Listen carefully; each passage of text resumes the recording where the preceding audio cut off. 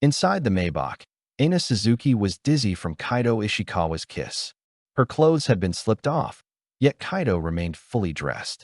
The stark contrast made her face flush crimson. Kaito wrapped an arm around her slender waist, pulling her gently toward him. A low laugh escaped his lips as he whispered in her ear, "The partition is up. The driver can't hear a thing, and even if he could, he wouldn't dare say a word. What are you so shy about him?" The usually stern Kaito's movements grew wild. Filled with love, Aina hugged him tightly. Just as the tidal wave of pleasure began to crest, surging toward its peak, the sudden ring of a cell phone shattered the moment. Interrupted at such a time, Kaito couldn't help but frown, but seeing the caller ID, he answered. Aina, catching her breath, glanced at the screen. It was Kenji Tanaka, one of his closest friends. "Kaito, are you CR?" Kaito's brow furrowed slightly as he cut him off in fluent French. "Not convenient. Speak French." The person on the other end took a deep breath, then after a moment, continued in French. "Did you really marry Reina Akiyama? What were you thinking? You went blind trying to save her, and what did she do? She abandoned you at your lowest point and immediately got with another man. It nearly broke you, and now you're back together with her." The unfamiliar words automatically translated themselves into English in Aina's mind. As she processed what was being said, a chill washed over her, as if she had been plunged into a cavern of ice. Kaito, however, didn't notice her change. He simply said, "If I don't marry her, the Akiyama family will force her to marry some old man. I can't bear to see her suffer like that." "Then what about Aina? She was the only one by your side when you were blind, staying with you all these years. Her love for you is practically unconditional. All of us can see that."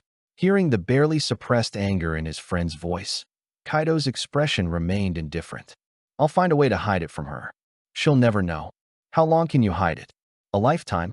"Hasn't Aina always wanted to marry you?" The more Kaito heard, the more agitated he became, his tone growing sharp.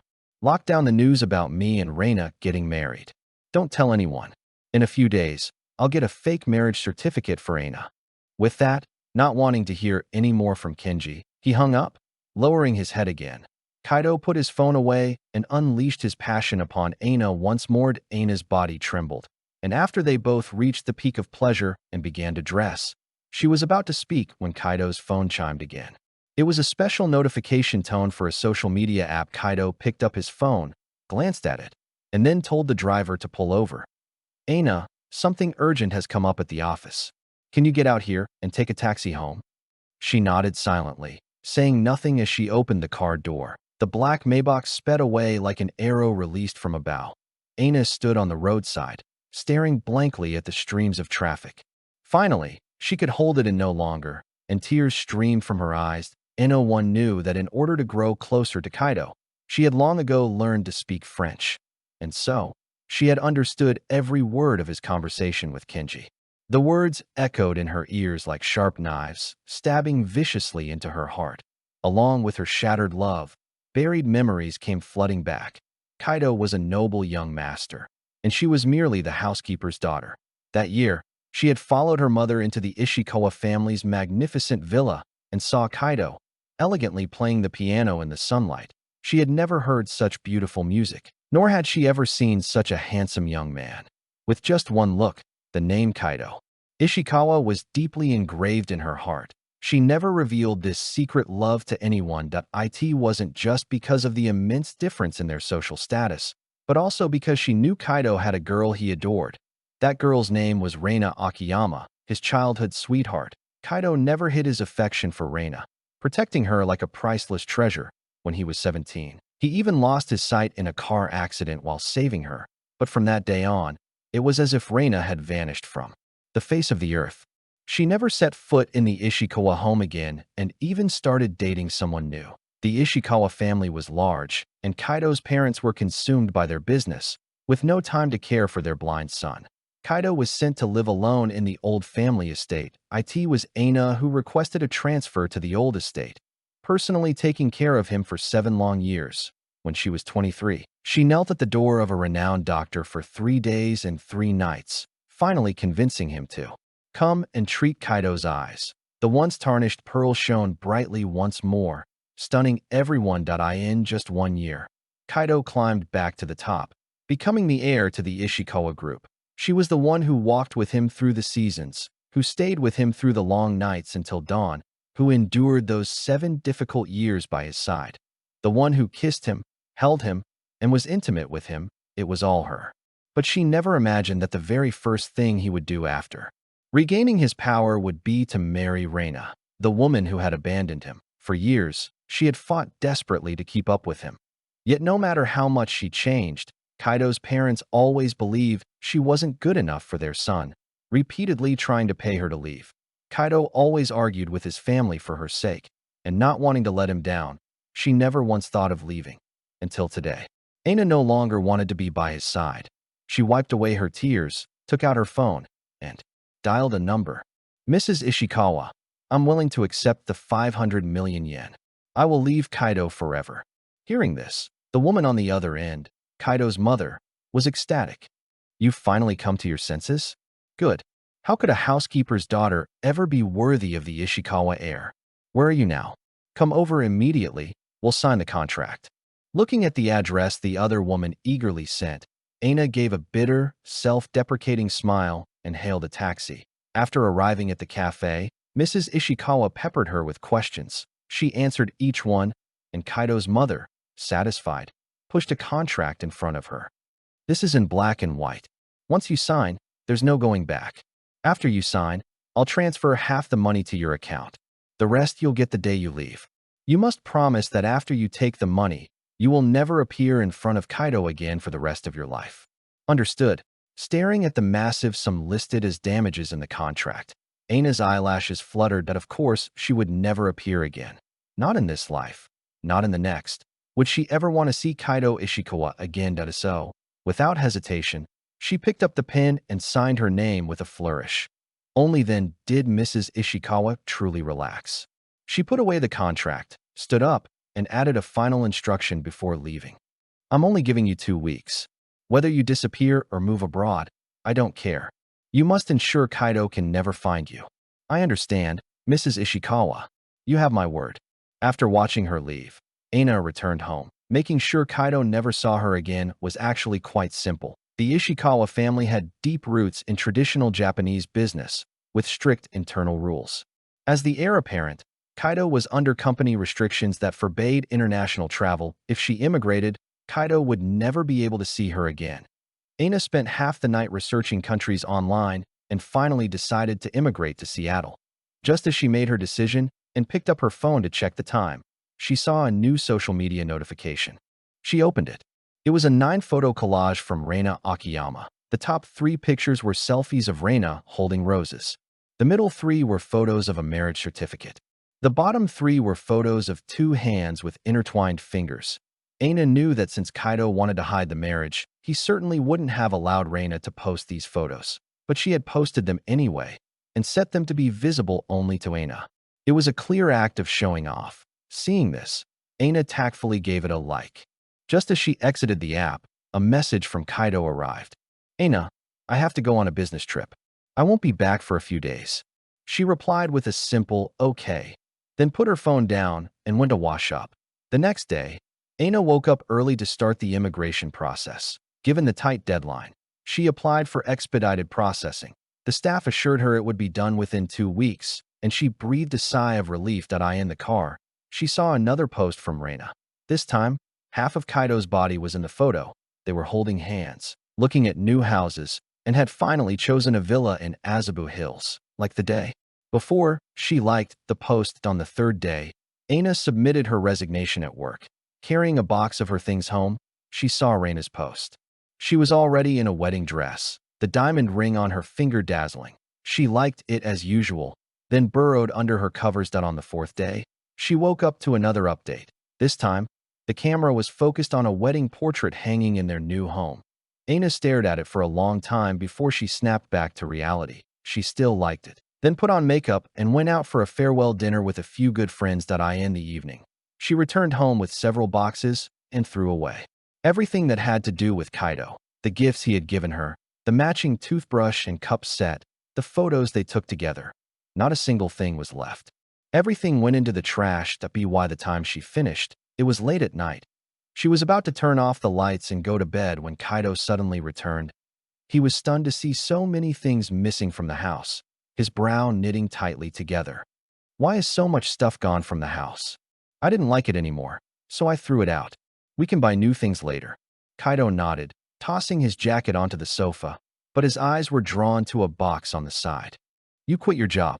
Pausing, he then noticed something on the coffee table. Why is your official family registry out? I was too tired. I want to rest for a while, so I quit.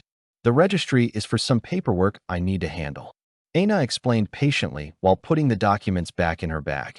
Seeing how calm she was, Kaito didn't think much of it.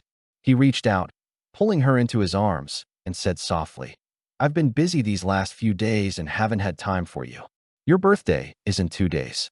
How about I take you to an auction tomorrow? You can pick out a few gifts. Aina didn't refuse. The next day, as soon as they sat down in the main hall, Aina saw Reina Akiyama. Reina swaggered over to them and sat down in the seat right next to Kaito. Throughout the evening, Kaito kept his head turned toward Aina, speaking to her and not sparing a single glance for Reina beside him. After the auction ended, he didn't linger, pulling Aina downstairs before heading home. Aina went to the restroom. As she came out, she saw Reina cornered in the stairwell by a group of men who were teasing her mercilessly. Well, isn't it Miss Akiyama? The one who ungratefully abandoned Kaito Ishikawa. Now look at you. Wouldn't you say this is karma?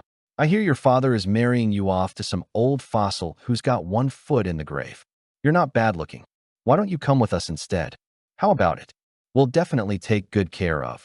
The rest of his words were cut short. Kaito came down the stairs, his face a mask of fury. He sent one of the hooligans flying with a single kick. He then pinned the leader to the ground, raining down punch after punch without mercy until their heads were split open and bleeding, and they could do nothing but beg for their lives. Mr. Ishikawa, we're sorry. We were wrong. Please, you're a bigger man than this. Please let us go. Get lost.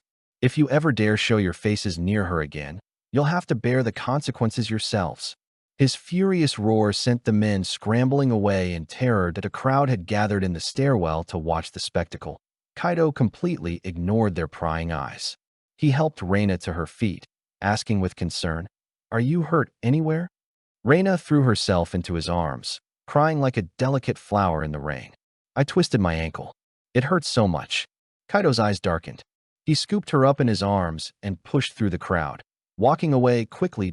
In his effort to protect the woman in his arms, he raised his elbow, accidentally shoving Aina to the ground. Her head hit the hard steps, opening a gash that wouldn't stop bleeding, which horrified the onlookers. Your head is bleeding. Quick, someone call an ambulance. Aina's face contorted in pain, and a cold sweat broke out all over her body. Warm blood seeped through her fingers, dripping onto her eyelashes, feeling as heavy as lead. She watched Kaito's retreating back, not once looking back, a bitter taste filling her mouth. Once, when she cut her finger while making him soup, he had worried for a long time, insisting on calling a doctor, terrified it would leave a scar. She had thought he was overreacting, but he had lowered his head to kiss her hand, whispering softly, Aina, you are the one I hold in my heart. When you're hurt, I feel it more than you do. We're in a better place now. You don't need to do these things anymore.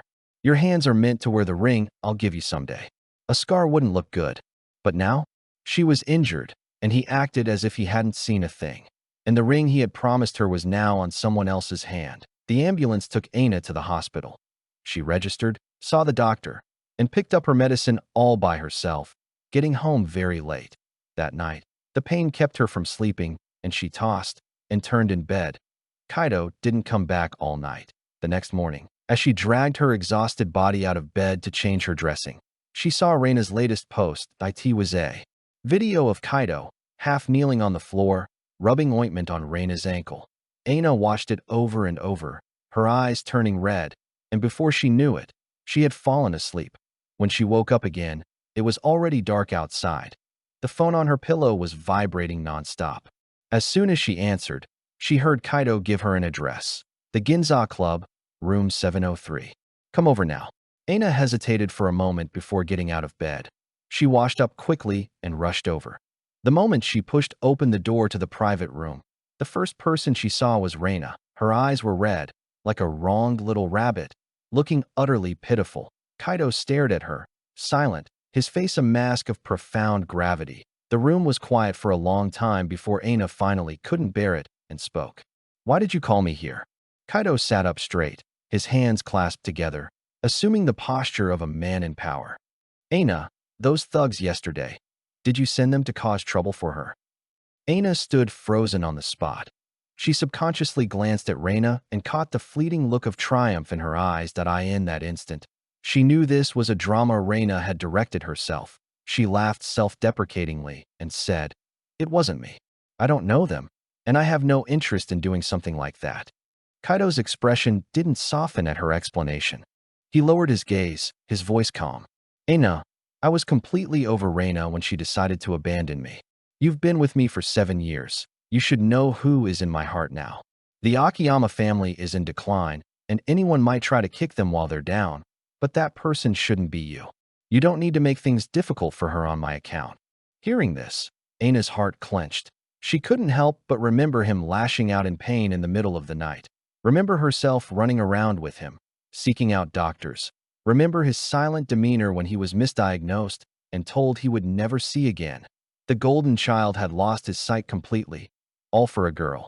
Yet those days and nights filled with despair, a full 7 years, were now so easily dismissed by him, as if they had never happened at all. Finally, she thought of the officially stamped marriage certificate he shared with Reina, and her eyes welled up with tears.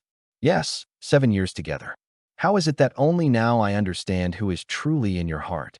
Hearing this, Kaito's eyes narrowed slightly. What do you mean by that? Aina shook her head, a self-mocking smile on her lips. I mean, I'm just a housekeeper's daughter. What ability or connections do I have to find those people and bully a young lady from a great family? Although she had made herself clear, Kaito still didn't believe her. Aina felt tired. She took a deep breath, no longer intending to explain. Since you don't believe me, just say it. What do you want me to do? Kaito rubbed his brow. Apologize, Aina. You did something wrong, so you have to say you're sorry. At that moment, Reina, who had been playing the part of a pitiful victim, suddenly spoke up. An apology is not necessary. If you truly feel sorry, just drink all of this. The table was covered with glasses of amber-colored whiskey. Aina's gaze shifted upward to Kaito, seeking a clear answer from him. But the light was dim, and she couldn't make out his expression in the endless silence. Aina felt it hard to breathe. She gasped for air, her mind flooded with memories of the past. When he first moved to the old estate, blind and lost, Kaito drank every day to numb himself. Worried about his health, she kept trying to persuade him to stop, but he wouldn't listen.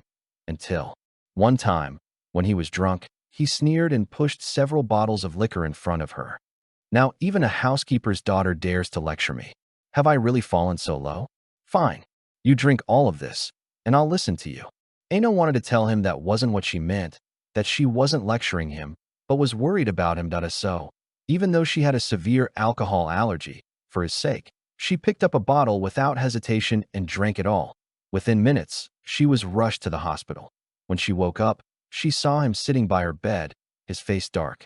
I was the one who was drunk, not you. You knew you were allergic. Why would you risk your life like that? Aina answered with a single sentence. Because I was worried about you, Kaito-sama. Your eyes will get better someday. Even if they don't, I'll be with you for the rest of my life. So please, don't give up, okay? From that day on, Kaito quit drinking. For years after that, you couldn't even find a single bottle of alcohol in the house. Thinking about these things, Aina started to laugh, but her eyes glistened with tears. She stopped explaining, bent down, picked up a container of wasabi powder from the side, and poured some into a glass, her tone resolute. Just this much alcohol? How can that express my sincerity? Let me add a little something extra for my punishment. That should be enough, right? With that, she raised the glass and poured the drink down her throat, one after another. The spicy, bitter taste spread through her mouth and filled her stomach, but it couldn't reach the depths of her heart. It'd be why the time she had finished the 7th glass, Kaito couldn't stand it anymore and yelled, "Enough!" Looking at the dozen or so glasses left untouched, Aina smiled. Is that enough? Have I apologized properly? Is it enough to please the woman you love? Hearing this, Kaito shot up from his seat and grabbed her hand. His usually expressionless face was now so dark it looked like water could be wrung from it. You know that's not what I mean. Aina, I've already told you. There's nothing between me and Reina anymore. The Ishikawa family won't approve of you. If you do something so outrageous, you'll give them something to use against you. I just don't want you to be criticized or gossiped about. Kaito spoke with righteous indignation, and it almost sounded reasonable. But Aina laughed out loud. The Ishikawa family wouldn't approve of her, a housekeeper's daughter with a humble background. Would they then approve of the ungrateful Reina? And yet, despite all the obstacles, all it took was one word from Reina, and he married her anyway, didn't he? In the end, it was all just an excuse for not loving her enough. Aina didn't want to waste her breath on meaningless words. She forcefully shook off his hand and turned to leave. Just as she reached the door, she swayed and collapsed. Aina, Kaito's heart leaped into his throat. Without a second thought, he rushed forward, scooped her up, and started to leave. Reina quickly grabbed his sleeve, her voice trembling with tears. Kaito, I feel a little dizzy. Kaito stopped in his tracks, but after only a few seconds, he strode away, leaving only a single sentence behind. I have to take Aina to the hospital. Have your assistant come take care of you. When Aina woke up again, she found herself in the hospital. Kaito, who had been up all night, finally breathed a sigh of relief when he saw her open her eyes. They looked at each other for a long time without speaking. Kaito poured her a glass of warm water, tucked her in, then went to get the doctor for a follow-up check, patiently noting down all the instructions. His secretary called several times, urging him to attend a meeting, but he pushed them all aside. Seeing the troubled look on the secretary's face at the door, Aina finally spoke. Go and take care of your work. I can look after myself. These are things you shouldn't be doing anyway. Kaito's hand, holding the water glass, paused. He said slowly, everything I do is what I should be doing. Aina, have you forgotten? You took care of me just like this, once.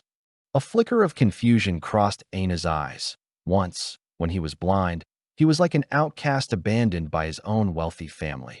Only she was there, teaching herself Braille to teach him, attending classes with him, taking him out into the sun, preparing all sorts of delicious food for him. It was as if she had secretly claimed the moon for herself, and her once dim life had become bright because of it. And those 7 years that had passed were some of the happiest moments of her life. That it was just a pity that the moon didn't belong to her, and she could never go back. In the afternoon, the doctor took Aina into the examination room. Half an hour later, she was helped back to her room by a nurse. Just as she pushed the door open, she saw Kaito holding her phone, his brow furrowed, speaking coldly with his mother. I've already told you, Aina and I are truly in love. It's mutual. I don't care about her background, so don't waste your energy.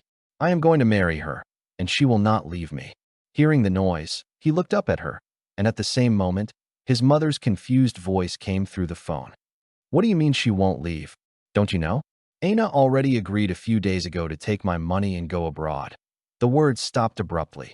Aina walked forward on unsteady feet, snatched her phone back, and ended the call. Kaito stared at her in astonishment, unable to understand why she was so agitated. What's wrong? Seeing his clueless expression, Aina realized he hadn't heard everything his mother had said. She breathed a sigh of relief, averted her gaze, and tried to keep her voice calm. It's nothing. I just don't want you two to fight over me anymore. For some time, the Ishikawa family had been in turmoil over his relationship with Aina, constantly trying to break them up, and Kaito had indeed had several arguments with his family. Hearing her explanation, Kaito's suspicions were allayed, and he turned to ask about her checkup results. The doctor said it's nothing serious. I can be discharged. For the next few days after returning home, Kaito rarely went out, staying by Aina's side. She was no longer the cheerful, bubbly person she used to be. She would often sit in a corner, lost in thought, seeming completely uninterested in anything. Kaito didn't understand why. He tried to hold her and comfort her, but she would just get up and go to the bedroom. I don't feel well. I'm going to rest. Watching her leave, Kaito was taken aback. He thought she was still upset about the apology incident, so he had his assistant prepare a surprise on her birthday. Kaito threw a celebratory banquet. Out of respect for Kaito, Most of the people in their social circle attended that in Kaito's presence. They were polite enough to Aina. But as soon as he stepped away, they would gather together and gossip endlessly. If it weren't for Mr. Ishikawa, I would never in my life attend a birthday party for a housekeeper's daughter. It's so embarrassing. I really don't know what Mr. Ishikawa sees in her. Look at that cheap air about her. You can smell the poverty from a mile away. Mr. Ishikawa is so sentimental. If it were me, I'd just give her some money and send her away. To actually marry her would be a disgrace to the Ishikawa name. Despite being the guest of honor, Aina stood alone, ignored by everyone. Listening to the unabashed insults and ridicule around her, she only felt utterly exhausted. If she weren't afraid of Kaito noticing something was wrong, she wouldn't have come at all. This deliberate ostracism made every second an unbearable ordeal. At 7 o'clock, the banquet hall suddenly erupted in excitement. All the guests turned to look at the entrance, their expressions of disgust instantly replaced by fawning smiles. News traveled fast in their circle. Who didn't know about the time Kaito had gotten into a fight for Reina Akiyama? It was clear he still cared for her, so everyone rushed to curry favor. Mr. Ishikawa, so you left earlier to pick up Miss Akiyama. It's been so many years, but your feelings are still so strong. Of course, they're true childhood sweethearts. Just look at Miss Akiyama's grace and beauty. What a perfect match for Mr. Ishikawa. Amidst the speculation, Aina watched Reina enter on Kaito's arm, a sense of dawning realization washing over her.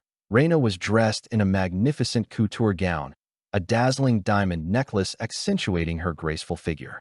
Her delicate, beautiful face held a refined air that could only be cultivated by wealth. Even standing next to the powerfully charismatic Kaito, she didn't seem the least bit out of place or intimidated. For some reason, Aina remembered a sketch Kaito had drawn after regaining his sight, a portrait without a face at the time.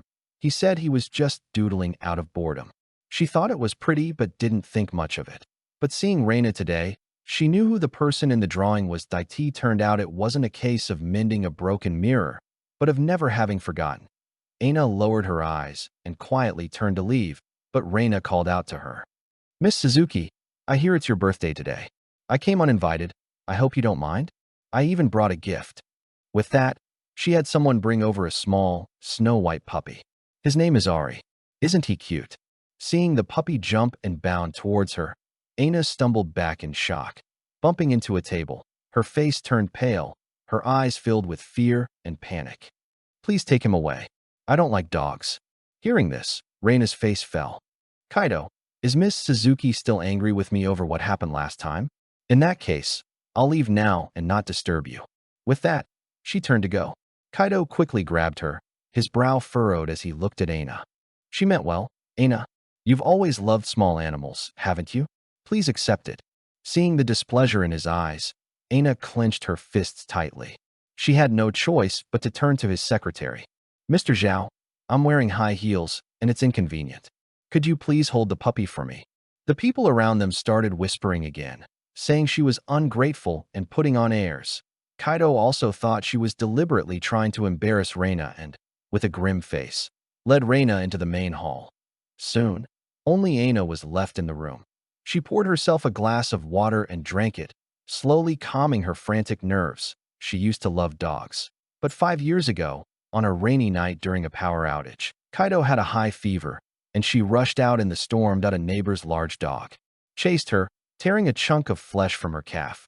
She endured the excruciating pain to get a doctor, only tending to her own wound after making sure Kaito was safe. From then on, she developed a phobia of dogs, but to keep Kaito from worrying, she never told him. Even through her dress, she could still feel the outline of the scar. The guests at the banquet were all experts at reading the room. Seeing Kaito's attitude, they openly treated Aina with disdain. When it came time for the celebration, they all gathered around Reina as if it were her birthday. After his anger had subsided a bit, Kaito called Aina over to blow out the candles. She walked over silently. Just as she was about to make a wish, she heard Reina exclaim in surprise. Oh, what a coincidence, Miss Suzuki. You and Ari have the same birthday. Why don't we celebrate together? At these words, the people around them covered their mouths and snickered. Seeing the challenge in Reina's eyes, Aina's fingers dug deep into her palms. She took a deep breath, her voice cold. In that case, let the puppy blow out the candles. Everyone can sing happy birthday to him. I won't be a bother. Seeing that she was actually leaving, a vein throbbed on Kaito's forehead. He lowered his voice and called after her. Aina, this birthday party is for you. If you leave just like that, what will people think? Aina ignored him and walked towards the door at the end of his rope. Kaito caught up and grabbed her, whispering a few words in her ear before pushing her back toward the cake. Behave. Everyone here is from our circle. If you leave so rashly, it will get back to the family, and they'll have even more reason to disapprove of us. Disapprove of them? What was there to disapprove of? Hadn't he already married Reina? The cheerful strains of the happy birthday song filled the air. Aina, however, forced a smile. She stood as stiff and numb as a statue, without a trace of joy. Then, someone suddenly picked up the puppy and thrust it into her arms. A wave of goosebumps broke out over her skin. Halfway through the song, the restless puppy squirmed and leaped out of her arms. It crashed into the towering champagne tower, which came toppling down directly onto Aina and Reina. Screams filled the air. The falling glasses flashed like distorted reflections in Aina's eyes. She watched as Kaito shielded Reina in his arms, pulling her away from danger, while countless shards of glass and streams of liquor rained down on her. Her fair shoulder was sliced open by a shard, leaving a long, bloody gash. Droplets of blood fell, staining her soaked white dress red. She fell to the ground, unable to suppress a groan of pain, her forehead slick with cold sweat. Hearing the sound, Kaito turned his head. Seeing she was hurt, he was about to turn back when Reina screamed beside him. Ah, Kaito, Ari scratched me. What if I get rabies? Looking at the tiny scratch on her ankle, Kaito hesitated for a moment, then instructed his secretary. You, take Aina to the hospital to get her wound treated. With that, he hurriedly left with Reina. The guests all followed them out, not forgetting to throw a few parting insults. Ari Aina. Miss Suzuki is quite creative with names, isn't she? Look at some people now, don't they look just like a stray dog? Don't you dare insult Ari. Ari is adorable, not like some mangy mutt trying to climb the social ladder. Every word reached Aina's ears with perfect clarity. She looked down at her own disheveled state, a lump forming in her throat as tears welled up in her eyes. The happy birthday sign swayed and fell, landing in front of her. She picked it up, looking at the chaotic, empty hall, and finally, the tears could flow without restraint. Her 23rd year had ended so miserably that it was in the early hours of the morning when Aina dragged her exhausted body home. She turned on the light. Her phone chimed several times. It was a message from Reina. You like my posts every day, so you must already know that Kaito and I are married. He also said he's going to give me a grand wedding in the Maldives. I've seen the venue plans. They're magnificent. Every single detail is from the dreams we had when we were young. I can't believe he still remembers after all these years. And I have you to thank. If it weren't for you, Kaito's eyes would never have seen the light of day again. I'm truly grateful to you for taking care of my husband for 7 whole years. Looking at these blatant taunts, Aina no longer had the energy to be angry. She went to her bedroom, lay down, and fell into a deep sleep. That night, Kaito still didn't return. He only sent a text message. Aina, I still have some things to take care of. Are you badly hurt? If it hurts a lot, tell me, and I'll come back right away. Aina stared silently at the lines of text, her eyes flickering.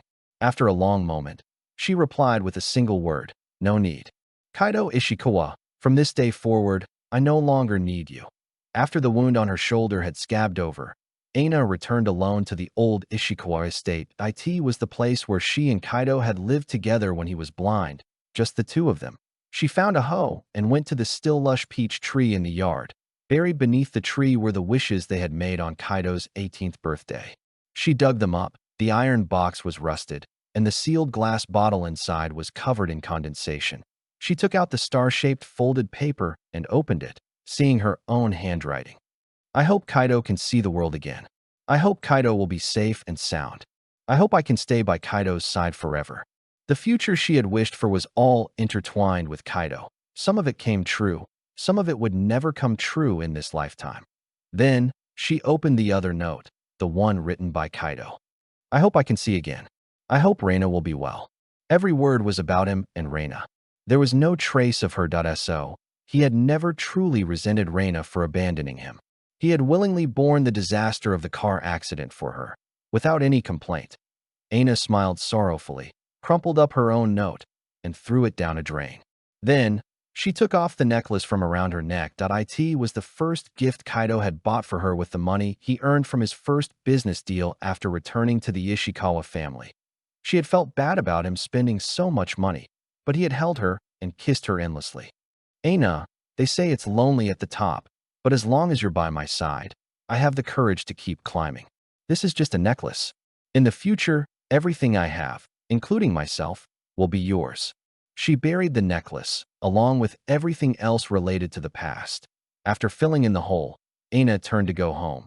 But just as she reached the gate, she ran into Kaito and Reina.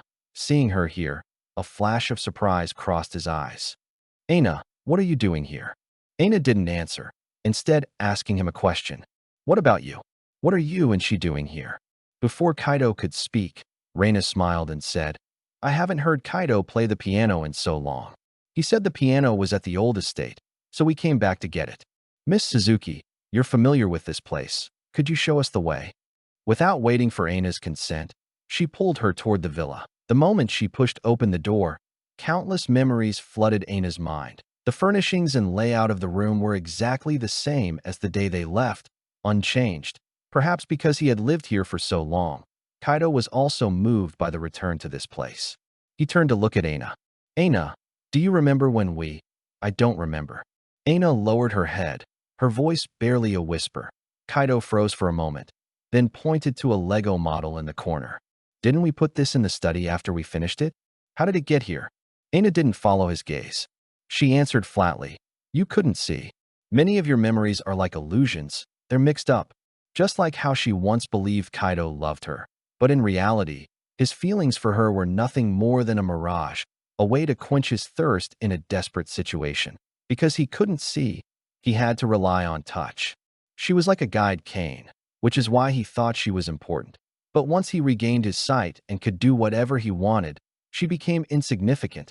And she, too, once believed that their support for each other in their youth could carry them through any storm. In the end, she discovered it was all just a reflection of the moon in the water, an empty dream. Seeing the fleeting sadness on Aina's face, Kaito felt a tightness in his chest. He wanted to ask her what was wrong, but she turned and walked toward the balcony. The piano is in the room at the end of the hall. You can go yourselves. Listening to the fading footsteps, Aina sat in the rocking chair and slowly closed her eyes. Before long, the once sunny sky turned overcast, and a light rain began to fall. She got up and went back into the living room, where she heard the sound of a piano from not too far away. It was the first piano piece she had ever heard in her life. Liszt's Liebestrom. Listening, she felt as if she had returned to that summer when she was 10, and she unconsciously walked toward the sound. Through the window, she saw Kaito and Reina sitting at the piano, playing a four-hand duet. Even after so many years, their chemistry hadn't diminished. They were just like before, and after 7 years, the look in his eyes when he gazed at her was still filled with endless affection as Kaito truly loved Reina that much. Loved her so much that even after she abandoned him for 7 years, he never forgot her. Yes, one was a prince, the other a princess, and she was just a housekeeper's daughter. Why did she have to intrude into a world that wasn't hers? Why did she have to foolishly dream of possessing someone who didn't belong to her? If she could turn back time, she wouldn't have fallen in love with Kaito at first sight, wouldn't have secretly adored him, and certainly wouldn't have defied everything to take care of the blind him for 7 long years. The piano music gradually softened, then faded away at some point. Reina's hand came to rest on Kaito's, slowly sliding up his arm. Through the window, she saw Reina lean against his shoulder and offer her lips to him. Kaito, I know you still love me. At that moment, Aina couldn't control herself any longer. She turned and fled. The rain fell harder, soaking her to the bone. Her mind was a blank slate. One moment she felt like a withered blade of grass on a cliff's edge, the next like a lone boat overturned by the waves. Adrift, with nothing to hold on to. Even her tears were lost in the rain, and no trace of them could be found. After returning home, Aina pulled out her suitcase and began to pack the few remaining belongings she had. She worked until the early hours of the morning. Kaito still hadn't come back, but she no longer cared. The next day, Aina went to the immigration office to pick up all her documents. On the way back, she booked a flight for that afternoon. The car stopped at her gate. Seeing the Maybach parked in the driveway, she instinctively quickened her pace. As she entered the bedroom, she saw Kaito standing by her suitcase, looking as if he were about to open it. In a panic, Aina blurted out, "Aren't you with Reina? Why are you back?" Kaito's body went rigid. He slowly turned, and when he looked up, his eyes were blazing with anger. He walked toward Aina, his voice filled with exasperation. "Aina, what nonsense are you imagining now? I've told you, there will be no further connection between me and Reina." "No further connection? But you got a marriage certificate with her to protect her." Aina smiled bitterly, but ultimately didn't expose his lie. "I see, I misunderstood." Seeing no change in her expression, Kaito let out a slight sigh of relief. "There's an Ishikawa family dinner tonight. The family has agreed to let me bring you." Hearing this, Aina was stunned that Kaito's parents agreed. Seeing her dazed look, Kaito ruffled her hair and handed her a credit card. "Aina, don't worry. One day, I'll make them accept you, and you'll stand by my side openly. I'm a bit tired now. I want to rest. Can you have the secretary help you pick out a few suitable dresses?" Aina stared at the card for a long moment before taking it. "You should rest. I can go by myself." Kaito rubbed his temples and nodded. Aina put the document she had just picked up into her bag. Kaito lay down on the bed and quickly fell into a deep sleep. Gazing at the face that had changed so little from when he was 17, Aina's mind drifted. For the last time, she raised her hand and gently stroked his brow. Perhaps sensing her touch in his dream, Kaito grabbed her hand and murmured softly, "Reina, don't mess around." Hearing those words from his dream, Aina laughed without a sound. She pulled her hand back, picked up her luggage, and went downstairs. The villa was quiet. The staff were all taking their afternoon nap. No one noticed her leaving. On the way to the airport, Aina blocked and deleted Kaito from all her contacts. Then, she deactivated all her social media accounts. The busy airport was teeming with people. She watched the constantly updating departure board and made one last phone call. "Mrs. Ishikawa, I've arrived at the airport as promised. I'm about to board the plane and leave." The woman on the other end was very pleased, her joyful tone unconcealed. "Good.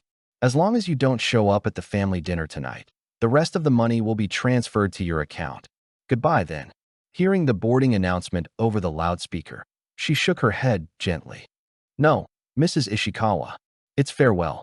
Then, Aina hung up, threw her phone in the trash, and strode toward the boarding gate, resolute. Without a single look back, that Kaito's sleep was far from peaceful. He dreamed vaguely of the past, the pain of that dark, confusing time washing over him again. But this time, the girl who had always been quietly by his side was gone. "Aina," he whispered her name, his brow furrowed tightly. Trapped in the nightmare, his chest heaved violently. In the dream, he fumbled to get up, searching everywhere for the person who was supposed to be with him. But no matter how he called out, there was only silence. Under the intense fear, his eyes suddenly shot open, his forehead covered in a fine sheen of sweat. The blackout curtains were excellent. The room was pitch black. His heart raced, and for a moment, he couldn't tell if it was reality or a dream. He sat up, his voice trembling. "Aina." The room was silent. He called out again, "Aina." When there was still no answer, he stood up shakily, stumbling as he felt for the light switch. The room was instantly flooded with light. Only when he could clearly see everything in the room did he suddenly relax. The palpitations from the nightmare gradually subsided. Kaito rubbed his brow, feeling a bit dazed when he didn't see the person he was looking for. Where was Aina? His heart, which had just begun to calm, started to pound violently again. He gasped for air and threw open the door. The villa was exceptionally quiet, with only a few staff members cleaning the living room. Seeing Kaito come out of the room, they all greeted him. "Where's Aina?" he asked hurriedly. "Miss Suzuki? We haven't seen her. Wasn't she napping with you in the room, sir?" Kaito was about to say something else when the familiar notification tone sounded from his pocket. He instinctively opened the message. Reina's delicate voice came through the phone. "Kaito, the light in my living room is broken. There's no one else home right now. Can you come over and help me? Kaito frowned, about to refuse, when another voice message came through. Kaito, I know you're taking Miss Suzuki to the Ishikawa family home today. I'll be alone tonight. If I don't have any lights, her words trailed off, replaced by low sobs. If Aina comes back, call me. I have to go out for a bit. With that, Kaito went back to his room, changed his clothes, grabbed his car keys, and left. When he arrived at Reina's house and pushed open the door, he saw her lounging on the sofa in a sheer nightgown, a large expanse of her chest exposed. She opened her eyes as if just woken by the sound, looking drowsy. Kaito, you're here. She looked delighted, trotting over and throwing herself into his arms, her soft chest pressing against him, sending a tingling sensation through him. Why are you wearing so little? What if you catch a cold? He habitually wrapped his arms around her, letting her bury her face in his chest. I was a little scared. If you hadn't come, I'd be alone tonight. Hearing her plaintive voice from below, he answered almost immediately. Then you can come back to the Ishikawa house with me tonight. But the moment the words left his mouth, he regretted them. He was about to find something to say to fix it when the woman in his arms looked up, her eyes red. Really? Kaito. At that moment, the words of refusal stuck in his throat, but seeing his slightly troubled expression, Reina's tears started to fall again. Kaito, is this difficult for you? It's okay, I'm fine. If it's too much trouble, I won't go today. She had expected him to immediately comfort her, but the man before her seemed to let out a sigh of relief, patting her on the head. Today is a bit special. You shouldn't come back with me. Reina's eyes widened in disbelief. A flash of resentment crossed her face, quickly replaced by a pitiful look as her tears, which had almost stopped, began to fall in large drops again. Kaito. Kaito was clearly distracted and didn't notice any of this. He gently pushed her away and looked up at the light above. Is this the one that's broken? Seeing that he wasn't playing along, Reina bit her lip, gave a sullen "uh-huh," and sat down on the sofa, pointedly looking away from him. But Kaito's mind was completely elsewhere. The dream from earlier kept replaying in his head, and the sense of dread grew, threatening to overwhelm him. Noticing Kaito's strange behavior, Reina approached him again, pulling on his sleeve with a sob. Kaito, what's wrong with you? Kaito snapped back to reality, his racing heart causing a bead of sweat to form on his temple. He shook off Reina's hand, frowning as he took out his phone, intending to call Aina and see what was going on. But strangely, the call wouldn't go through. The repetitive beeping sound only made him more anxious. Reina, I have to go? I'll find someone to come and fix the light for you later. After hastily saying this, he ignored Reina's reaction, opened the door, and left quickly, staring at the door that had slammed shut in front of her. The resentment in Reina's eyes was about to spill over. She didn't need to think to know that Kaito had rushed off to find that bitch, Aina Suzuki. She took out her phone and quickly typed a message. Aina Suzuki, how can you be so shameless? Do you really want to be a mistress hidden away in the shadows? Why don't you just die? When she hit send, a glaring red exclamation mark popped up. Aina had blocked her. Instantly, a bad feeling washed over her. She subconsciously and quickly deleted the provocative text messages she had sent to Aina. Meanwhile, Kaito, having returned home, pushed open the door to find the person he longed to see still absent. Aina, she's still not back. For some reason, his voice trembled with nervousness. We haven't seen Miss Suzuki since this afternoon. Oh, and sir, when we were cleaning the room just now, we noticed that all of Miss Suzuki's things seemed to be gone. When those words reached his ears, a chill washed over him, and his whole body began to shake. What do you mean? The maid looked up, confused. Sir, wasn't it you who took Miss Suzuki's things? I saw that all her clothes were gone, so I thought you were going to buy her new ones. His heart clenched, and his eyes involuntarily searched the living room for something that it was as if he expected Aina to appear before him at any second. Aina, Kaito called her name over and over. The panic in his heart growing stronger, an unbelievable thought surfaced. Aina had left him. He refused to believe it. Aina, you're just playing a joke on me, right? Come on out. This joke isn't funny at all. I was wrong this morning, but Reina and I are really just friends. Please believe me, okay? Kaito talked as he walked, his eyes scanning everywhere, trying to find where Aina was hiding. That it was only then that he suddenly realized how many things were missing from the villa. their photos together, Aina's personal belongings. All gone. How could this be? How could everything be gone? Kaito was on the verge of losing his mind. The dream from that afternoon resurfaced in his mind. Unwilling to give up, he took out his phone to call Aina again. But all he heard was the incessant beeping. With a trembling hand, he sent Aina a message, only to be met with a large red exclamation mark. Aina had blocked him. His pupils dilated, his body began to tremble, and a monstrous fear instantly engulfed him. He dazedly searched his phone for any of Aina's social media accounts, but he couldn't find any of them. She had deactivated them. All her accounts were gone. His head spun, and he racked his brain but couldn't think of anywhere she might have gone to. Aina's father had passed away long ago, and her mother had died of a serious illness a couple of years prior. His only hope was her friends. Hello? This is Kaito Ishikawa. Is Aina with you? Huh? What are you talking about? Why would Aina be here? This conversation repeated itself countless times. He even asked his own friends, but no one knew where Aina had gone. That profound sense of despair washed over him again and again. He felt as if he were trapped in the nightmare where Aina was gone. His feelings for Aina flooded his heart at that moment. Her sudden departure was like having a piece of his flesh torn away. The heart-wrenching pain nearly broke him. Aina, please stop messing around, okay? I want to see you. Kaito cried out, his voice hoarse, his eyes shot with blood, like a lion that had lost its mate. But why? He asked himself. Every detail of his time with Aina replayed in his mind. Suddenly, he remembered his favoritism towards Reina and his neglect of Aina during this period. And that day, when she heard him chatting with his friend in French, her body had suddenly gone rigid. Did Aina ever study French? The maid, seeing his frantic state, said cautiously. Miss Suzuki has been studying foreign languages for years. She even hired a private tutor. Didn't you know, sir? Boom.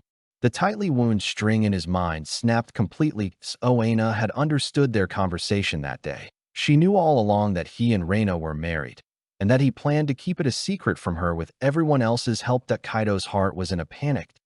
He thought he could hide it perfectly, that he could take care of both Reina and Aina at the same time, that he believed he had been cautious. With Reina, it was merely a lingering obsession from the past. He was angry that she had left him for another man, and he had a near-manic desire to keep her by his side forever. But Reina was meant to be a hidden presence. He never intended for Aina to know about their relationship. After all, ever since he went blind, the only one he had ever loved was Aina. But he never, ever imagined that she had learned French, understood that conversation, and knew the whole truth. But how could she be so cruel? He was just obsessed with the past, just felt sorry for Reina. Why did she have to delete all her information and disappear completely from his world? His vision began to blur, gradually obscured by welling tears. He remembered those years when Aina was by his side. In that world of darkness, only Aina's voice was firm and warm. Kaito, don't be afraid. I'll always be with you. Really? Always. As long as you don't do anything to wrong me. Then, of course, it's forever. At that time, Kaito had held the young woman tightly in his arms, his voice choked with emotion. I will never wrong you, Aina. It's a promise, then. You have to stay with me always.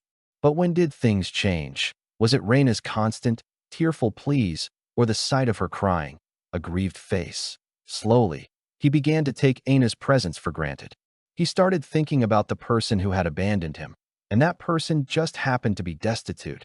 Waiting for him to save her, he arrogantly thought he could keep everything under control. But he forgot that while Aina may have only had him left, she was never the type to compromise her principles.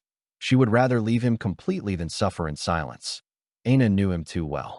She knew that if he found out she was leaving, he would definitely stop her, using any means necessary to keep her dead. So she abandoned everything, including every possible way she could be found, and completely vanished from Kaito's world.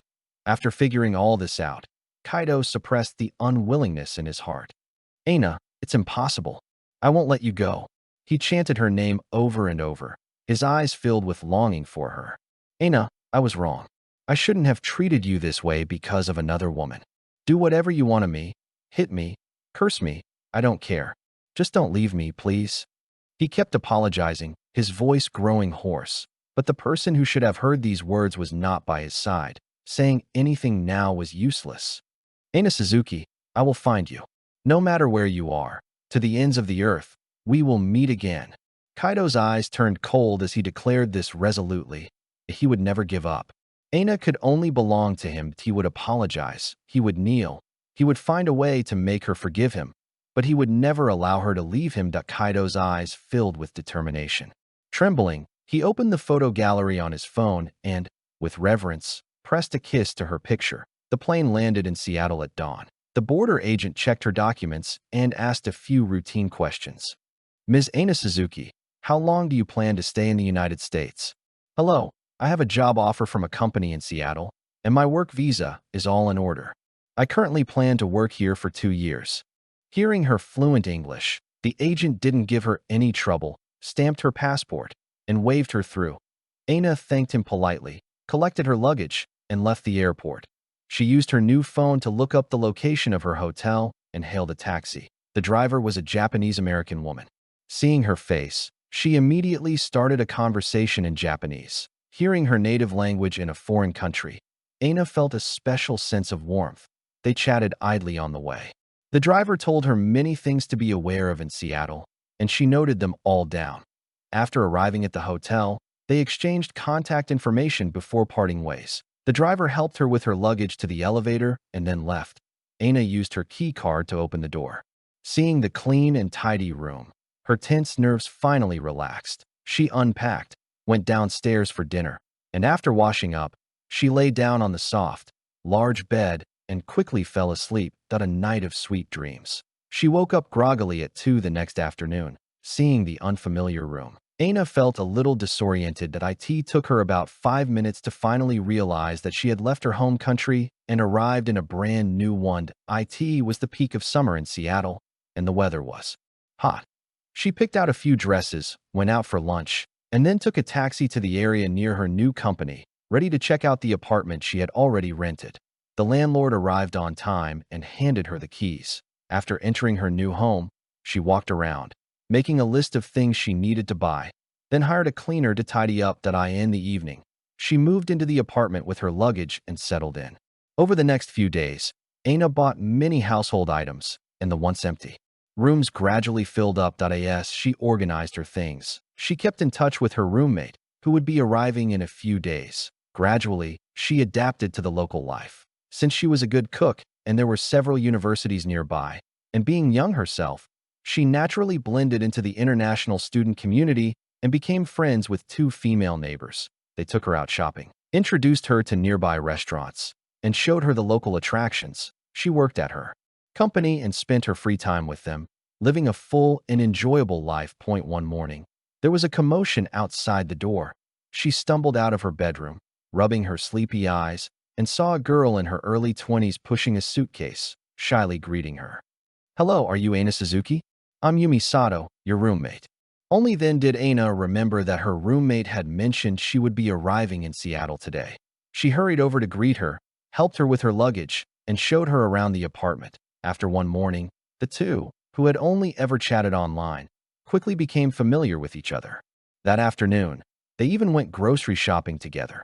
Yumi was still a student and would be starting her classes in a few days. Aina cooked a full meal and invited the friends she had made over for a dinner party.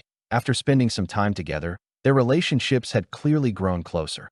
Everyone except Aina had a little to drink, their faces slightly flushed, clearly a bit tipsy. Someone started it, and suddenly they were all complaining about their ex-boyfriends. Some laughed until their stomachs hurt, while others had tears in their eyes.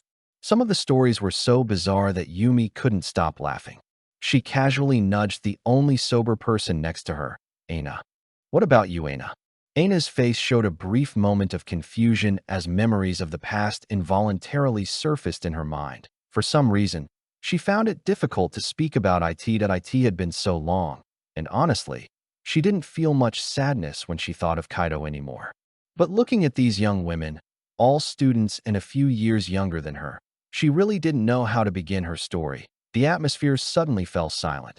Yumi sensed something was wrong and quickly changed the subject, saving Aina from the awkwardness. After everyone had left, Yumi, now a bit more clear-headed, came over and apologized cautiously. I'm so sorry, Aina. I drank too much and wasn't thinking straight when I said that. Of course, Aina wouldn't blame her. She smiled and patted the head of the pitiful-looking girl, urging her to go get some rest. After cleaning up the room, she washed up and lay in bed, opening the new social media account she had created before coming to the US. She had only given the contact to one close friend. No one else knew where she had gone or how to reach her now. Seeing dozens of messages on her phone, with the notification that constantly growing, Aina's eyes widened in surprise. She skimmed through them and found that almost all of them were about Kaito Ishikawa. Is Kaito Ishikawa insane? Wasn't he all lovey-dovey with his one true love before? The moment you leave, it's like he suddenly gets it and realizes how important you are. It's hilarious. Does he really think he can be like some tragic hero in a drama, feel a little remorse, and win his lover back? He keeps coming to me every few days, asking where you went. But don't worry, girl. There's no way I'm telling him your whereabouts. Oh, by the way, a month ago Kaito had a huge fight with his mom at a family dinner. I overheard some of it. It seems he was blaming her for forcing you away. That man is seriously messed up. What does it have to do with his mom? Wasn't the main problem his own indecisiveness and his attempt to deceive you? Lately, he's been drinking every day. I heard he almost died from a perforated stomach and ended up in the ICU a couple of days ago. The doctor warned him he can't keep drinking like that. If you ask me, he's just lucky. Why didn't he just drink himself to death? There were many more messages like this, all cursing Kaito. Receiving so much news about Kaito again, Aina felt no ripple in her heart. In a daze, it felt as if those past events had happened in another lifetime. She drew back the curtains. The sky outside was clear and vast, as blue as a perfectly polished sapphire. The warm sunlight was bright and radiant, dispelling the chill from her body. Aina, I'm heading to class. The vibrant call of the young woman came from outside.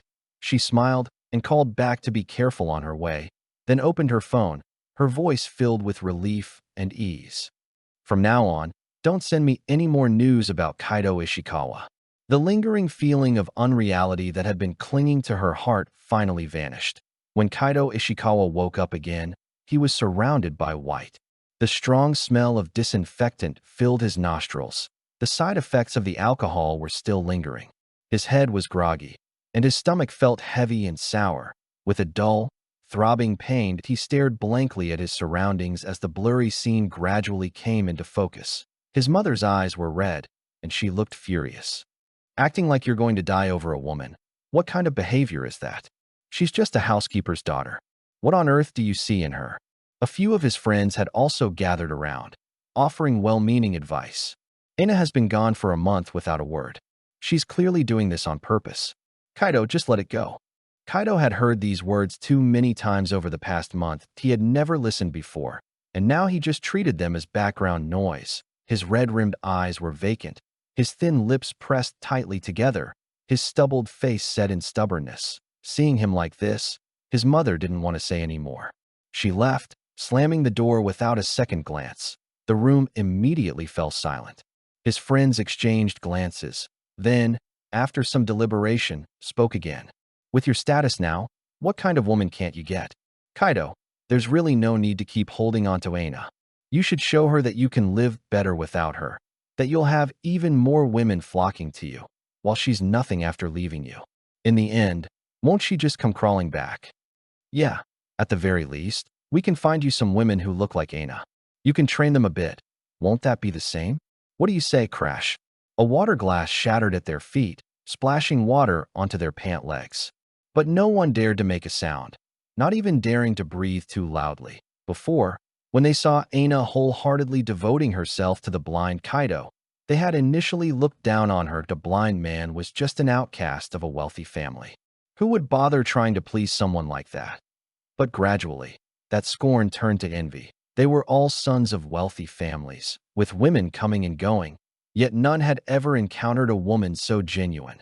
They couldn't help but introduce women to Kaito, but even after he regained his sight and became a hot commodity in their circle, he never showed interest in anyone else, doting only on Aina, until Reina came back. They pretended to advise Kaito while secretly creating opportunities for the two of them, and sure enough, this time they succeeded.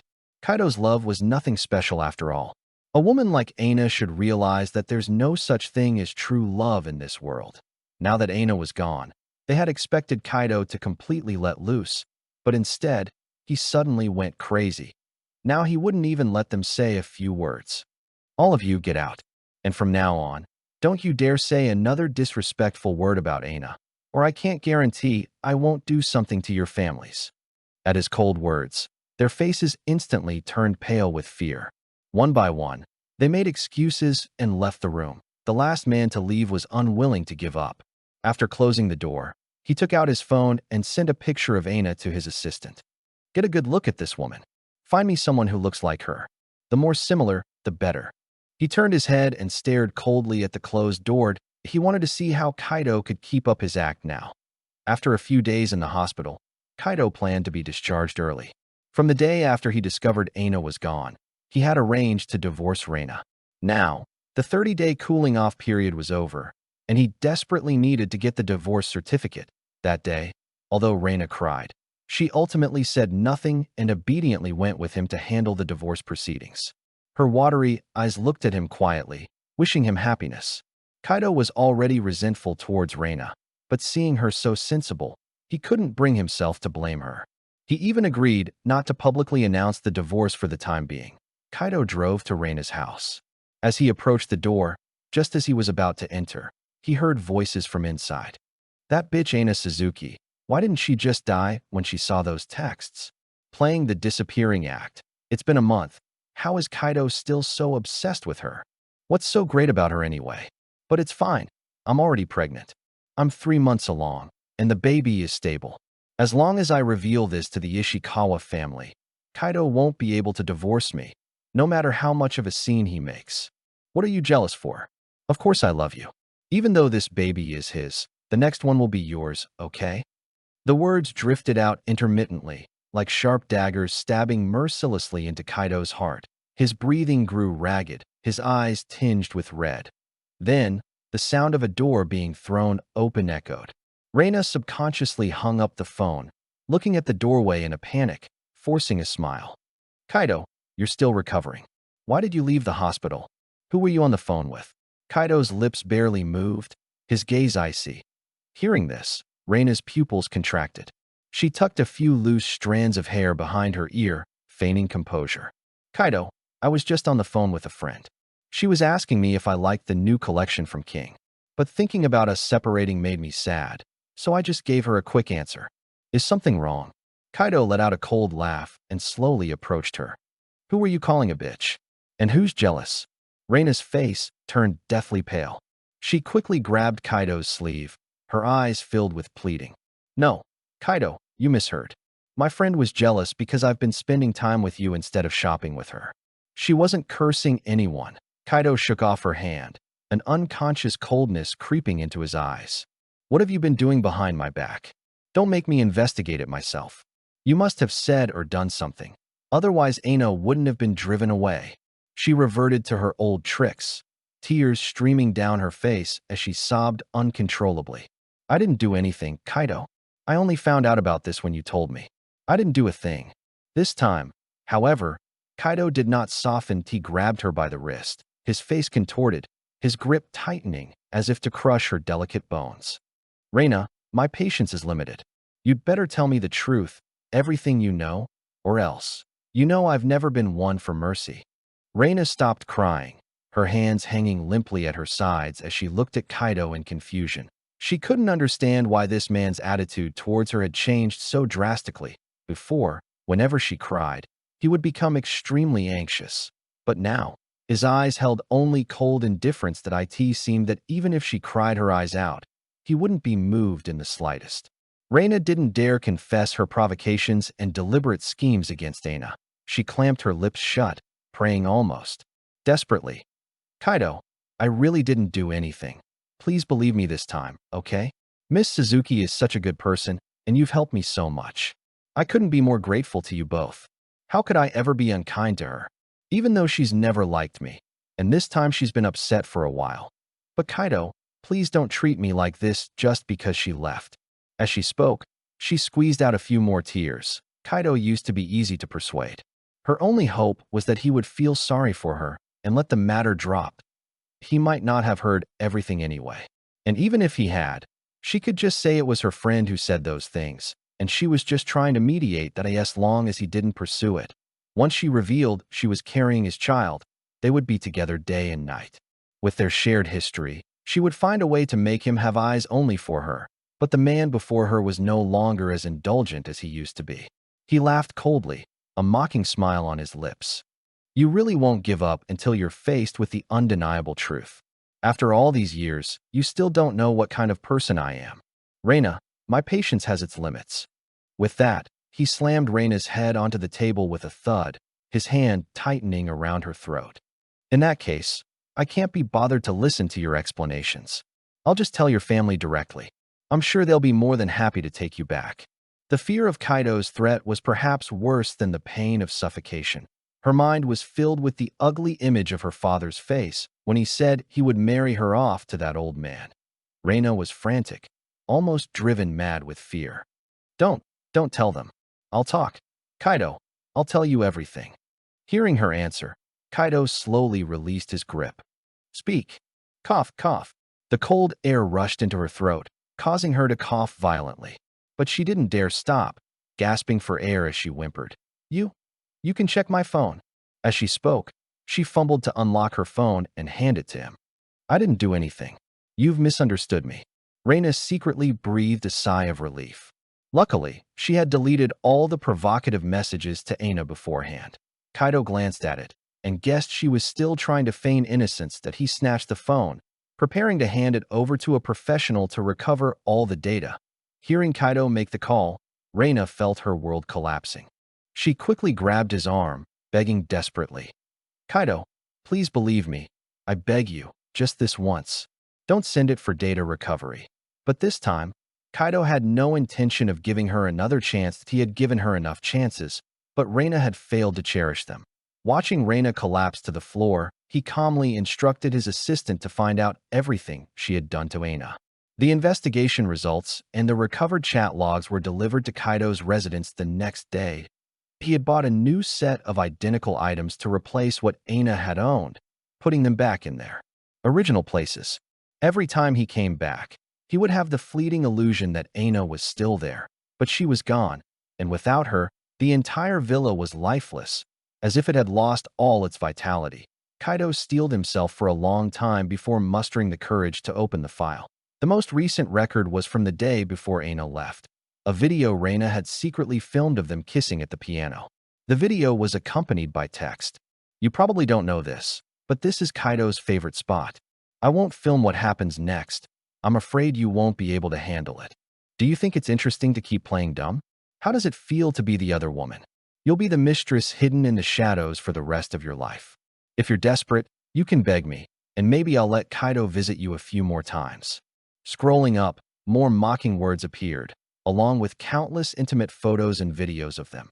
And on her social media, Reina had posted a flood of loving posts visible only to Aina.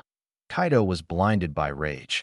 But when he opened another folder and saw its contents, the anger on his face froze, and the blood in his veins seemed to stop flowing. The thugs from the auction were hired by Reina herself, and that time, he had pushed Aina to the ground, ignored the blood on her forehead, and even forced her to drink alcohol. She couldn't have. He remembered the sad look in her eyes that day, and the soft laugh after she heard his self-righteous words. Kaito's heart clenched violently, then felt as if a piece of flesh had been brutally carved out, the pain causing him to break out in a cold sweat. Bring Reina here. His voice was dark and heavy, as if it could drip water. Soon, Reina was pushed before him. Seeing the scattered pictures on the floor, she immediately understood, and her face turned deathly pale. She knelt on the floor and crawled to Kaito's feet. Kaito, I'm sorry, I did do something wrong, but it was all because I love you. It's because I love you that I lost control and said those things to her. But in the end, it's all because I want to stand by your side openly, Kaito. Kaito sneered, grabbing Reina's chin with such force that it left a bruise. I told you more than once that you were not to mention my help in front of Aina. Didn't you understand? Now you've driven her away, so you have to face the consequences. With that, he coldly flung her aside. But Reina crawled back, her eyes brimming with tears, her voice trembling. Kaito, I'm carrying your child. For the sake of the baby, please, I beg you, spare me. However, Kaito didn't even glance at her. Of course I know you're pregnant. So what? It's just a child. I can have as many as I want. Who do you think you are, to be worthy of bearing my child? Besides, if you get rid of the baby in your belly now, you can have that other man's child, can't you? Hearing this, Reina was thrown into a complete panic. She clutched her stomach tightly. The Akiyama family was a shadow of its former self, teetering on the brink of bankruptcy. If she couldn't keep this child, she would have no hope of securing her position as Mrs. Ishikawa. She might even be given to that old pervert, to be his plaything. Her face was as white as a sheet. She subconsciously reached for her phone to call Kaito's mother. His mother valued children above all else. If she knew she was pregnant, she would surely find a way to protect her. Kaito unhesitatingly kicked the phone out of her hand as she was about to dial. He stood up, lifted her chin with the tip of his shoe, and said coldly, "Go and get rid of the child. I've already filed for divorce. Your consent is irrelevant. Don't even think about trying any more tricks. When I find Aina, you'd better apologize to her properly. If she's willing to forgive you, I might let you live." He gave Reina no room to refuse that in his presence. She could only ever be in a position of begging for favor.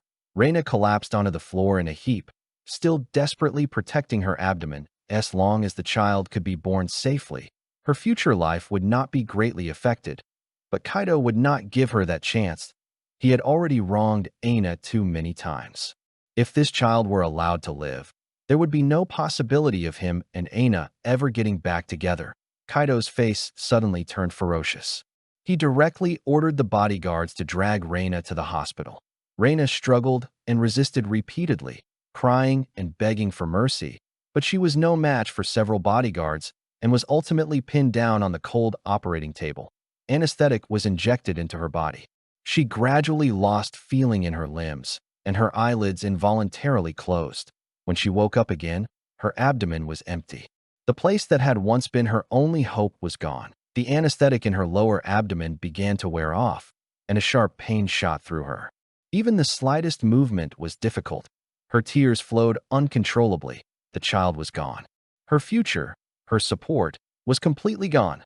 Kaito went to his usual nightclub, drinking morosely in a private room.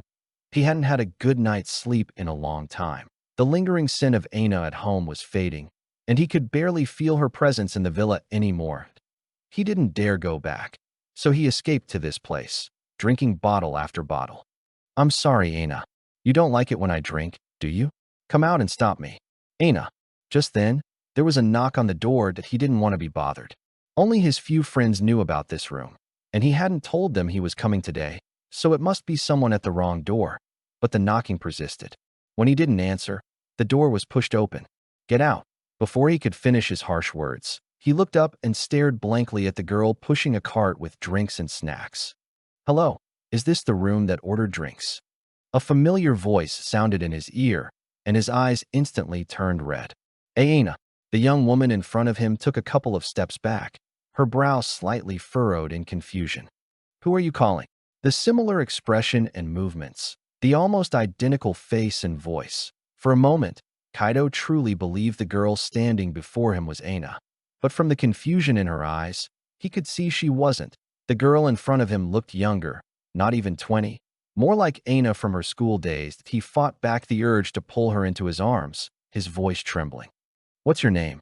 The girl seemed startled and took a few steps back. "I'm sorry, I think I have the wrong room." With that, she turned to leave, but Kaito grabbed her. His hand was shaking, and warm tears streamed down his face, landing on the back of the girl's hand. The girl hesitated for a moment, stopped, and took a tissue from her cart, handing it to him. What's wrong? Here, wipe your tears." When he looked up again, Kaito's eyes were clear. He looked at the girl with a complex expression. "Do you work here? Quit. Come with me, and I'll pay you 10 times what you make here." The girl took a couple of steps back, forcefully shaking off his hand. "What kind of person do you take me for?" She seemed furious. This time, she didn't linger, pushing her cart and leaving quickly. Leaving Kaito standing there, staring blankly at her retreating back. She looked so much like her. His heart pounded in his chest. His rational mind told him he couldn't get involved with this girl. If Aina found out, all hope would be lost. But a voice in his head kept echoing that I'm just looking at her face. I won't do anything to her. It's fine. When I find Aina, I'll find a way to send this girl away. Make sure she never appears in front of Aina. In the end, the voice in his heart won out. He took out his phone and called the nightclub owner. In less than half an hour, a file on the girl was delivered to him. Her name was Mickey. She was a university student. Her only relative had suddenly fallen gravely ill, leaving her with no choice but to work here, where the pay was high, and she could occasionally receive tips. She hadn't been here long and was currently just serving drinks and snacks. Bring her here, Kaito said in a low voice, looking at Mickey's photo in his hand, his gaze distant, as if he were seeing someone else through her. Soon, the girl stood before him again. She looked at him timidly, her cautious expression something Aina had never shown. Don't look at me like that. I'm not a bad person. A hint of impatience crept into Kaito's voice. Stay by my side, and I'll cover all of your mother's medical expenses. But you have to dress and act as I say. Mickey seemed flustered and at a loss. The bodyguards behind her blocked her escape, leaving her no choice but to look up at the man standing before her. What do I need to do? Looking at the face that was 80% similar, he was once again lost in a trance. You don't need to do anything. Just be with me. I'll solve all your problems. Just do as I say. And the first thing is, promise me you'll never leave me again, Aina. After taking Mickey in, Kaito seemed to gradually stop mentioning Aina as frequently. Mickey grew more audacious, even starting to share her daily life with Kaito online. The story of a domineering CEO rescuing a helpless girl from a nightclub quickly made her account go viral. In her latest post, Kaito had thrown her a lavish birthday party and even proposed to her in front of everyone. The proposal video went viral as soon as it was uploaded, and her social media account blew up once again. In just 2 months, she became a top influencer with millions of followers. At the end of the video, she mentioned that the wedding would be in 2 weeks and would be live-streamed in its entirety. Time flew by, and 2 weeks passed quickly. Kaito did not skimp on the wedding despite the short notice. The venue was incredibly luxurious, and he invited numerous media outlets to live-stream the event. The matter even became a top trending topic, holding the #1 spot without losing any heat. At 12 o'clock, the wedding officially began. Everything went smoothly, just as it had during the rehearsal, until the officiant asked the question, Mr. Kaito Ishikawa, do you take this woman to be your wife? To have and to hold, for richer or for poorer, in sickness and in health, to love and to cherish, from this day forward. A smile played on Kaito's lips, but his voice was as cold as ice. I do not. Mickey's eyes widened in disbelief. She stepped forward and grabbed Kaito's hand. Kaito, you're joking, right? But Kaito forcefully shook her hand off. Watching Mickey stumble and fall due to her high heels, he looked down at her with a superior air. Who do you think you are? To even dream of marrying me? Don't think I don't know who sent you. Mickey was instantly choked up, unable to speak. Kaito, however, was exceptionally calm, signaling for all the live-stream cameras to keep rolling. The live chat had already exploded. Countless people flooded in to watch the drama unfold, the screen filled with exclamation marks and question marks. This woman was sent by a friend of mine. No, to be precise, a rival of mine, who found someone who looks like the person I love. I pretended to be deceived, secretly encouraging her to create this account and constantly boosting her exposure, all for the sake of today's live stream. Aina Suzuki, I truly know I was wrong. You will be the only wife I will ever have in this life. No matter where you are, no matter what you are doing, I will find you. You once promised me that you would always be by my side. To all my friends in the live stream, if anyone knows Aina Suzuki's current whereabouts and can provide any information, I will offer a generous reward. Thank you all. Behind him, the large screen that had been playing videos of him and Mickey suddenly flickered and switched to a photo of Aina. The next second, the live stream was cut off. Mrs. Ishikawa stood below the stage, her face ashen with anger. As she hung up her phone, it was she who had ordered the live stream to be cut. Looking at her son on the stage, his eyes holding a hint of madness, her heart filled with disappointment. After the farce ended, Mickey was forcibly dragged away, while Kaito was escorted into a car by his friends. Kaito, why did you have to put on such a show? There are many ways to find Aina. This has really upset your mother. Kaito, however, leaned back against the seat and chuckled, a long absent smile appearing as he looked at the numerous trending topics about himself on his phone.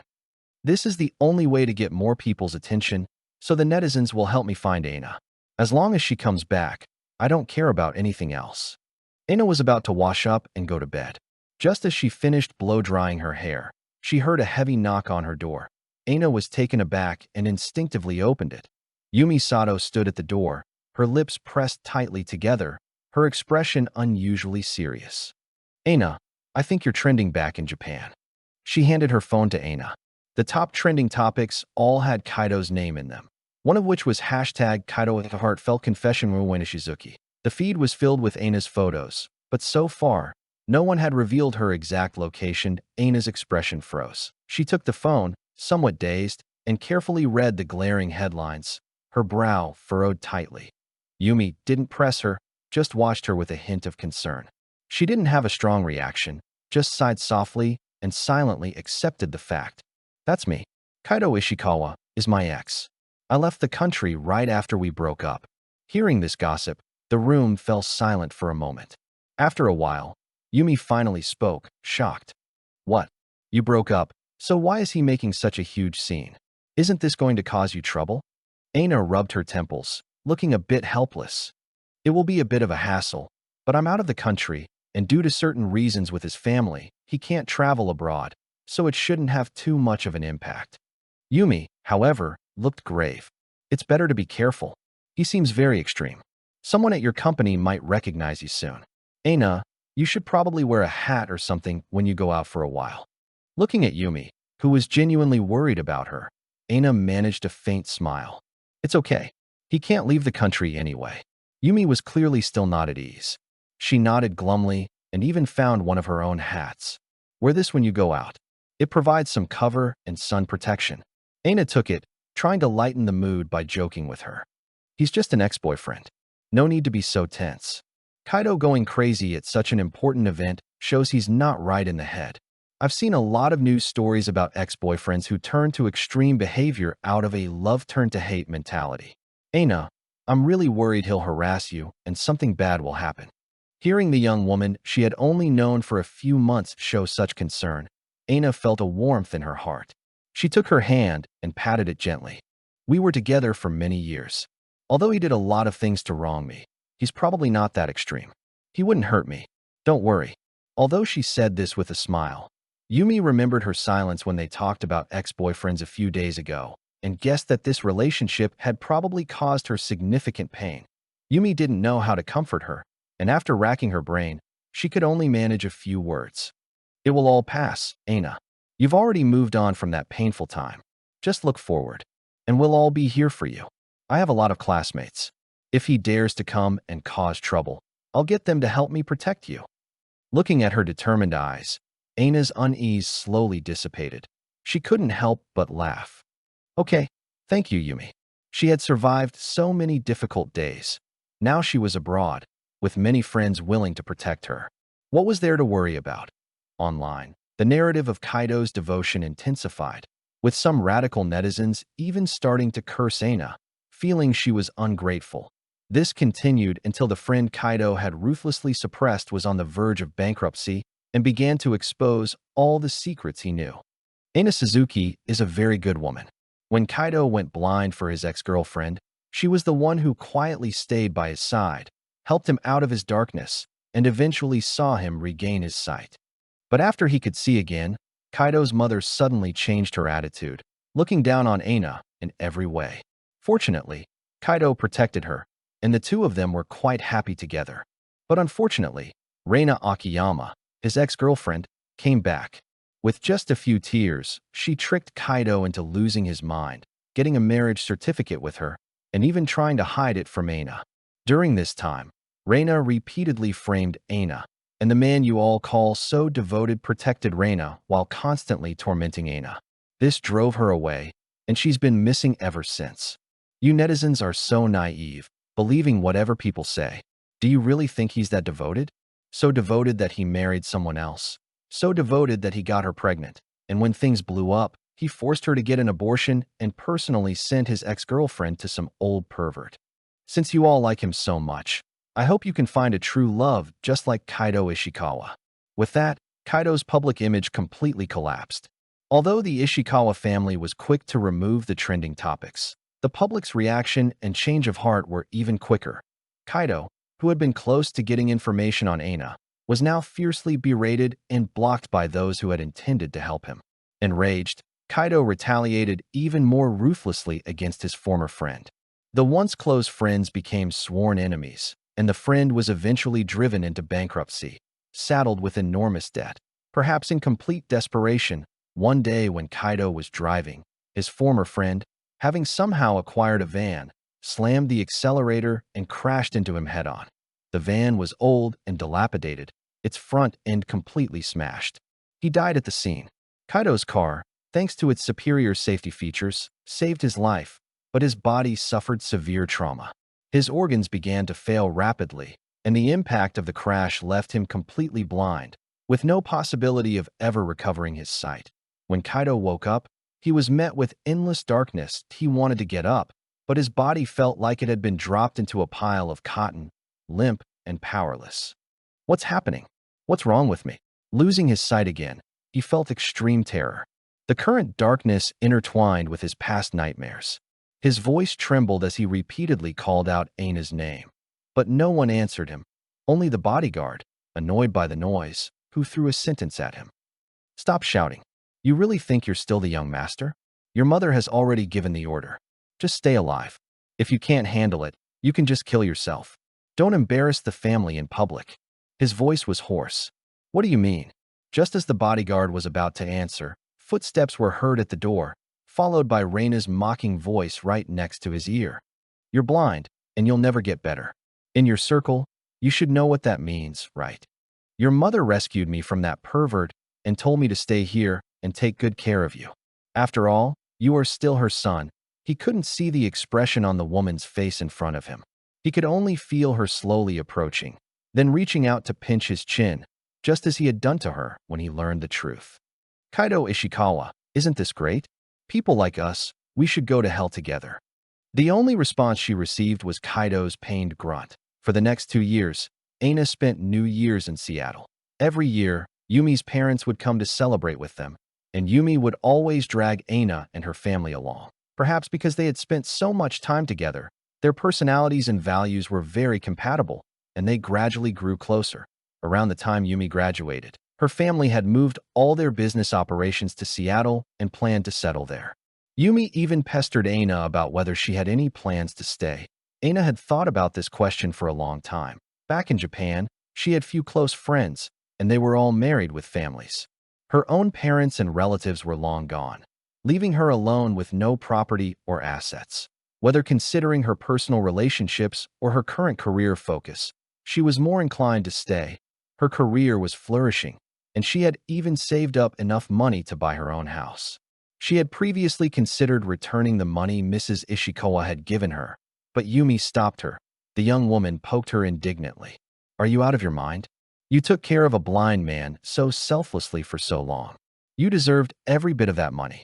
Why would you even think of giving it back? And so, she never brought it up again and began preparing the necessary documents for immigration.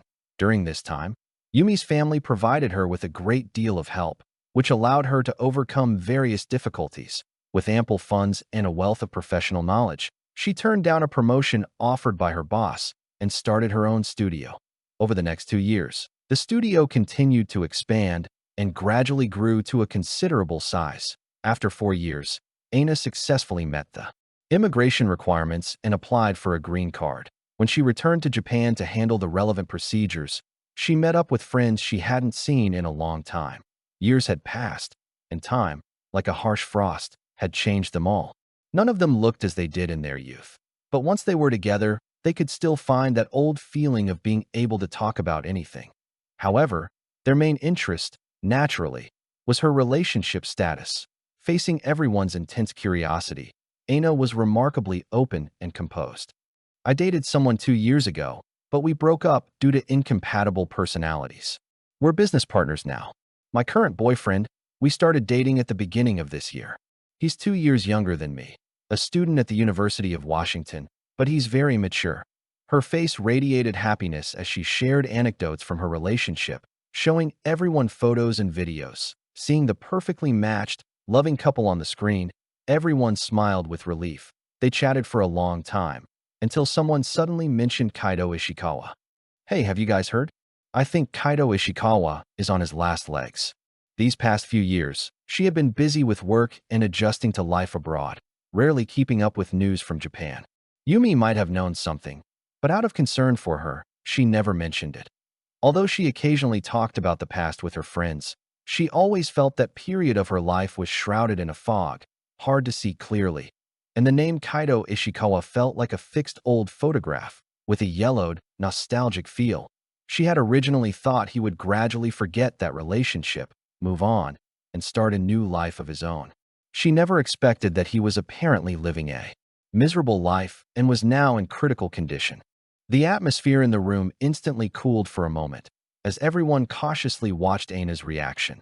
Seeing she was only slightly shocked, they all breathed a sigh of relief and continued chatting comfortably. I've heard about this too, Aina. But since you said you didn't want to hear anything more about him, I never brought it up. After all, it's a sad story. What's so sad about it? He brought it on himself. The way he treated Aina for Reina, and then he went crazy and got hit by his own friend, ending up completely blind and basically useless.